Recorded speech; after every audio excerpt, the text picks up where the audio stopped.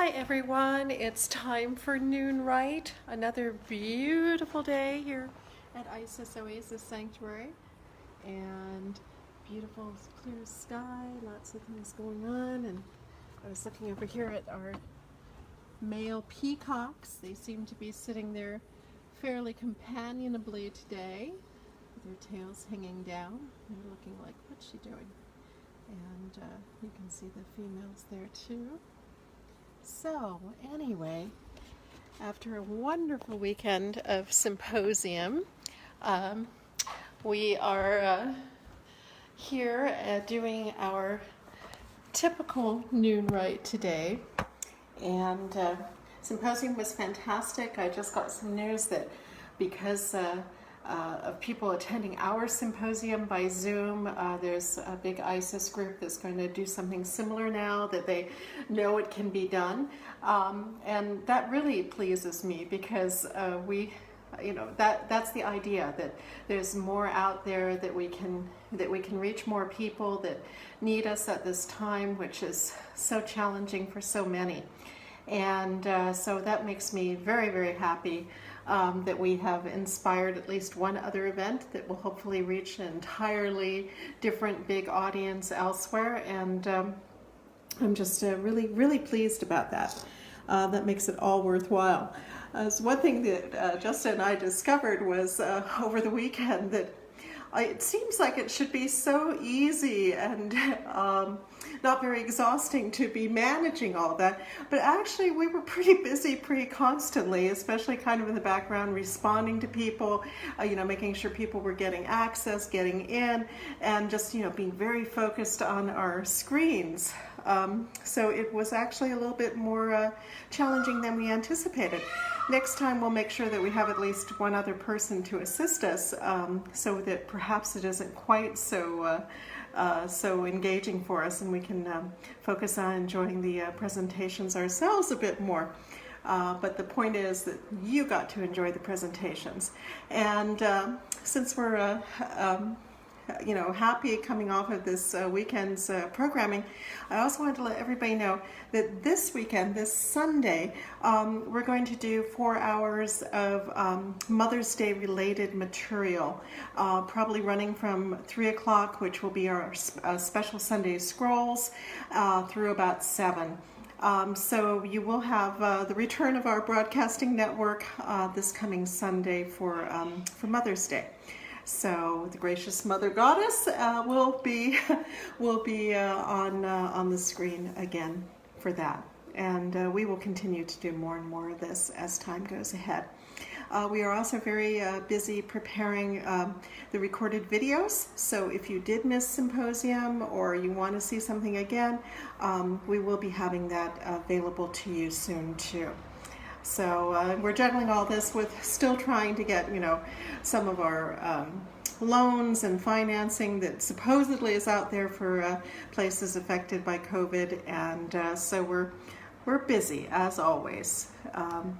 And I'm noticing the world is a little busier too, and I had to go out yesterday to the pharmacy and grocery store, and it is a little bit busier, and I had mixed feelings about that. It's interesting. You would think I would be very happy that we're getting back to doing everything as we have, but in reality, it was like, oh, okay, we're on that flow back to normal, and I wasn't sure that I wanted that.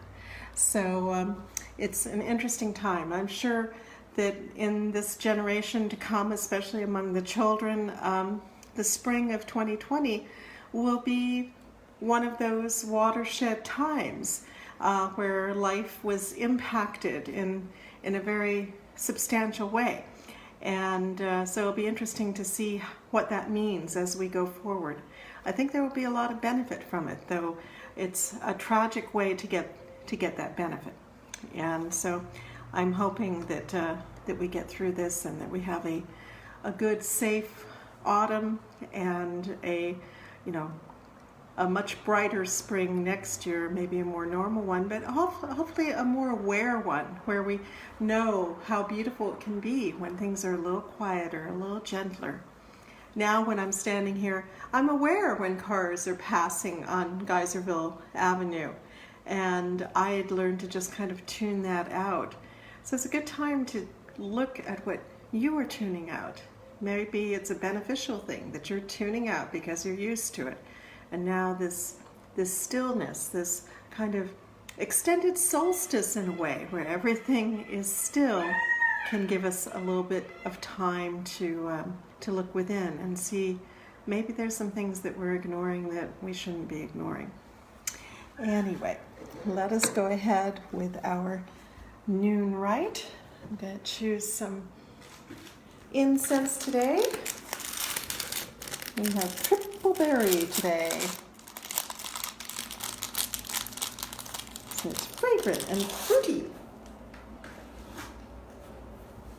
And I thought I had to change the candles, but they actually are still glowing. Still have a little fire down there for them.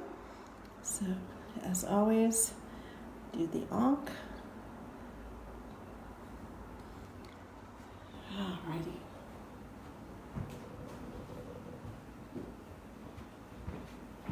Alrighty. Now,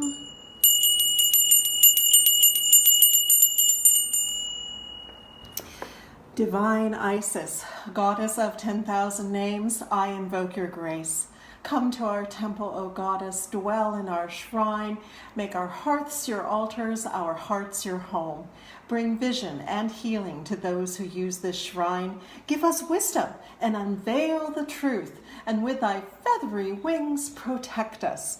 Breathe into us the breath of life and health and strength.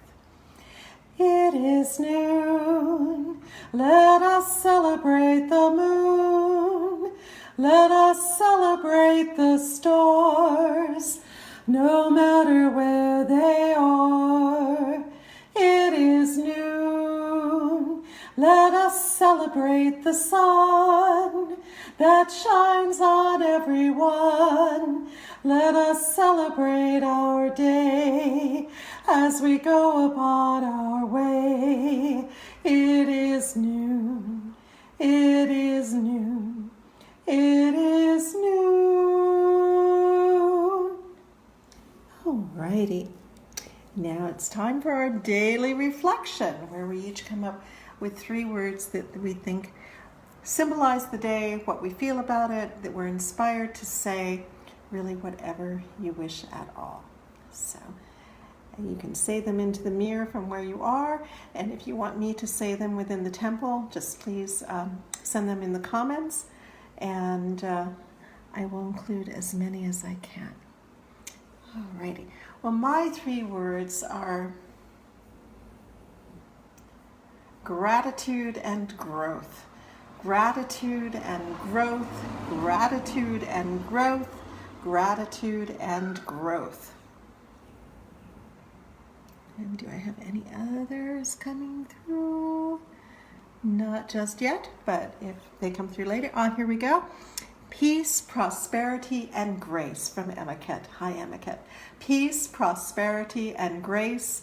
Peace, prosperity, and grace. Peace, prosperity, and grace. And Emiket does some live online presentations too about Isis, so check her out. Jeffrey, togetherness, love, and spirit. Togetherness, love, and spirit. Togetherness, love, and spirit. Togetherness, love, and spirit. Okay, and if others come through, I will say them too. And now let's do the directions. And one of my ongoing projects is Lorian actually wrote dozens of directional invocations, and something that I want to be bringing out soon is a booklet of all of her different directional invocations. We use this particular one because that's kind of how she set it up, but there are many others, and she goes through the different birds in the quarters and plants and Egyptian gods and goddesses and all sorts of different variations on it. And she intended to bring it forth as a book at some point, and I'm hoping that we can do that for her. Anyway, let us now invoke. Let us honor the east, element of air with the winds ever blowing.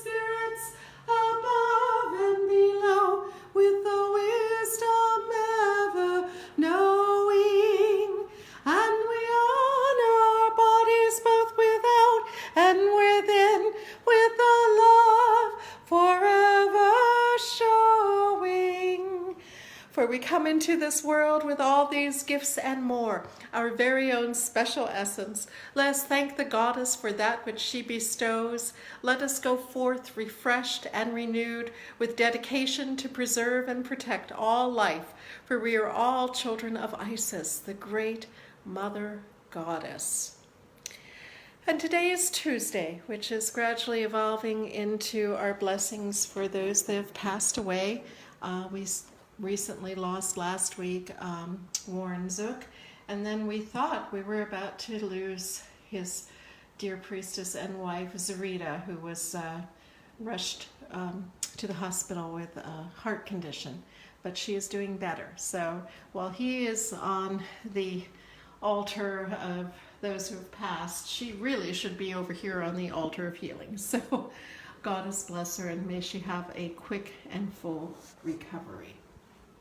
And if there's anyone else that you wish to remember right now, or that you want to say a few words about, please do so now.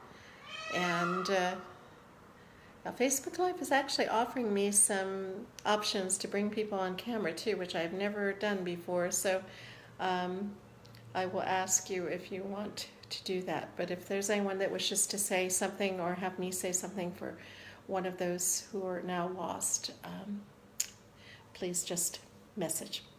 All right. Okay. So that concludes that section of things. And now we will read from the 42 Ideals of Ma'at. And I think what we are on is I Converse with Awareness. Number 33, a master number. I converse with awareness. I converse with awareness. I converse with awareness. Okay, yes. Let's see. Request for recognizing Carol, Lorian's sister, who passed away not too long ago, and Joseph Daniels, stepfather of Immacut. We speak your name so that you may live, Joseph Daniels. Joseph Daniels, Joseph Daniels. My dear friend and long time roommate, Jeff Bohannon, whom I lost in February. I say his name that he may live. Goddess bless him. A request for Isis to bless the grandmothers. Bless the grandmothers indeed, all of our grandmothers, those known and unknown, and the many multiples of grandmothers stretching back through time.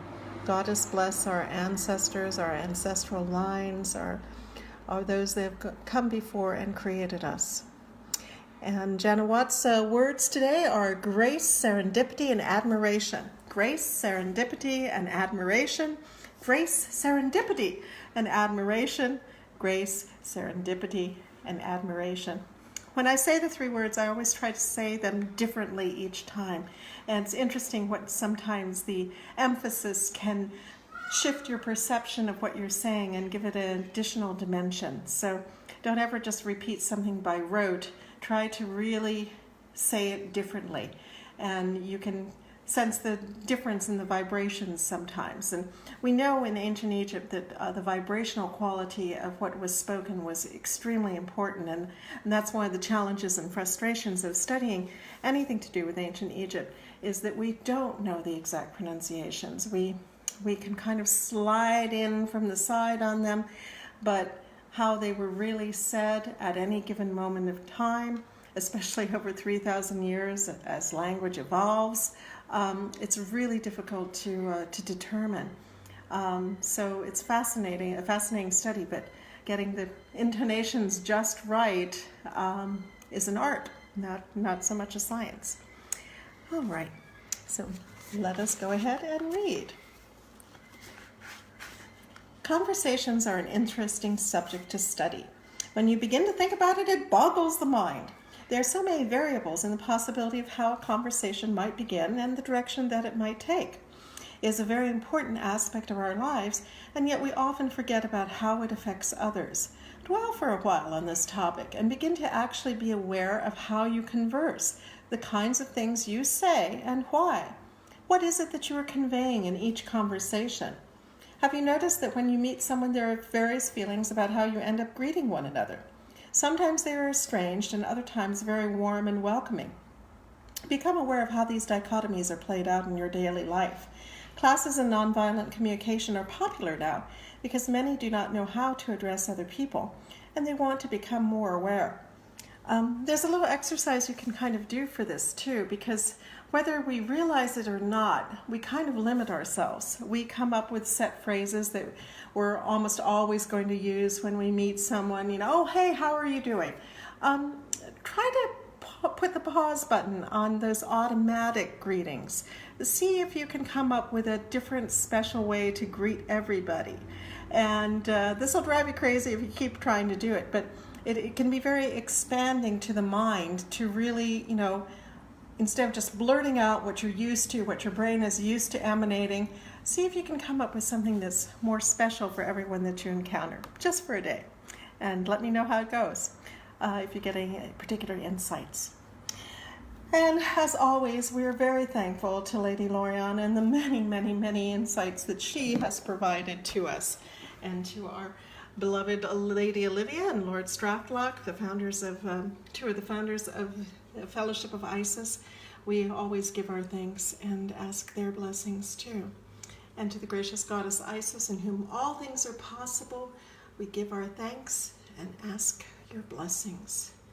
And to each and every one of us, for all that we do, both here and in the world, may our efforts be blessed. May our results be abundant. And may we go forth from this rite refreshed and renewed. Goddess bless you all. Have a beautiful day.